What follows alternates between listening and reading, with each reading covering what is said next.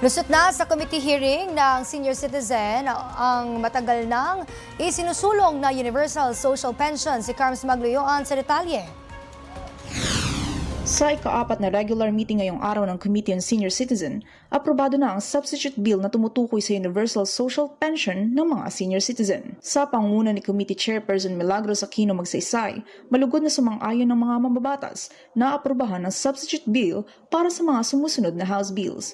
Saklaw ng mga ito ang pag-amyenda sa Republic Act 7432. Isa sa mga layunin nito ang pagpapalakas ng kontribusyon ng mga senior citizen sa pagpapaunlad ng bansa at may pagkaloob ang nararapat na benepisyo at espesyal na privilege.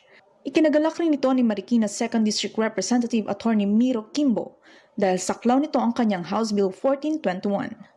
Dagdag pa niya, ito ay universal benefit para bigyan ng karangalan ng ating mga senior citizens na nagbigay rin ng kontribusyon sa ating lipunan.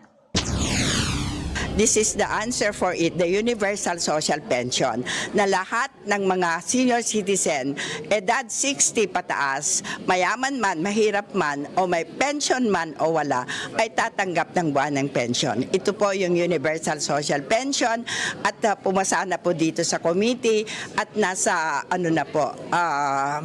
Committee on Appropriation. Ikinalugod naman ito ng mga mambabatas. Batay kay Akbayan Party List Representative Percival Percy Sendanya, sa panahon ng taas presyo na ramdam ng mga senior citizens, malaki ang tulong ng panukala upang maibsan ang kanilang paghihirap. Lahat na po tayo, wala na pong pili-pili, wala na pong lista-lista, lahat na po ng mga nakatatanda ay makikinabang na po sa batas na ito, Universal Social Pension. Kasabay ng usapin tungkol sa substitute bill, dinalakay rin sa pagdinigang investigation ng alleged scam and fraudulent scheme na nakatuon upang maprotektahan ang mga senior citizen. Para sa totoong balita sa Bagong Pilipinas, Carms Magluyuan, Congress TV.